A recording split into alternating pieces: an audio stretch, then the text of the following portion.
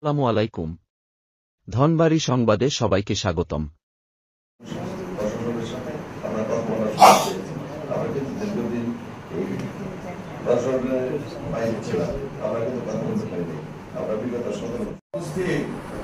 উনি হয়তো মনে করতে পারেন যে ছোট্ট একটা উপজেলায় আসলাম, উনি কিন্তু আবু সাইদ সাহেবের সিনিয়র। আমি যত জানি সিনিয়র আবু সাইদ সাহেবের সিনিয়র বড় ভাই এখানে আসলেন, আর আবু সাইদ সাহেব ঢাকায় চলে গেলেন। আমি তারপরে বলবো যে সৌভাগ্যবান আমাদের শাহিন মাহমুদ সাহেব। ধনবাড়ির অত্যন্ত গুরুত্বপূর্ণ একটি উপজেলা। এই একবার ধনবাড়িতে একজন নতুন পুলিশ সুপার তার 10টা একটা প্রোগ্রাম দিয়েছিলেন। দেখা গেল মানে 11টা 12টা 1টা বেজে গেছে, এত বিলম্বে ধনবাড়িতে আসছে। এটা ছিল পুরান থানায়। তাকে জিজ্ঞেস করা হয়েছিল যে এত বিলম্ব কেন হলো, উপজেলা দূর থেকে শুধু তাকিয়ে দেখেছি।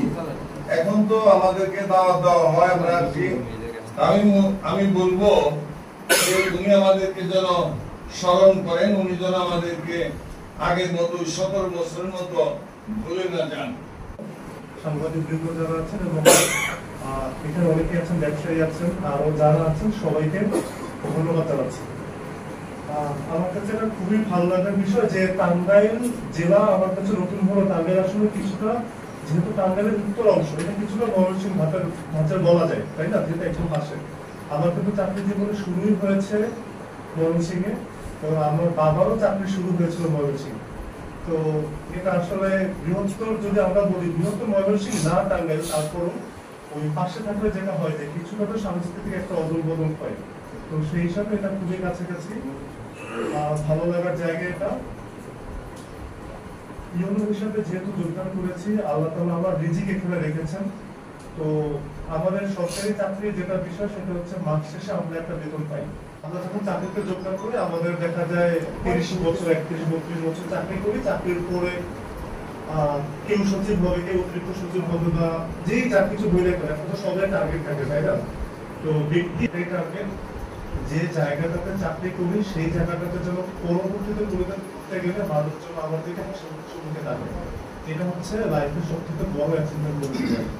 অথবা আমি যে কয়টা জায়গায় আমার 15 বছর চাকরি জীবনে গিয়েছি, প্রতিটা জায়গায় এতটুকু হলফ করে বলতে পারি যে মানুষজন অন্তত হাসি মুখে তাকিয়েছে, যেটা আমার এই 15 বছরের চাকরি সব থেকে বড় প্রাপ্তি।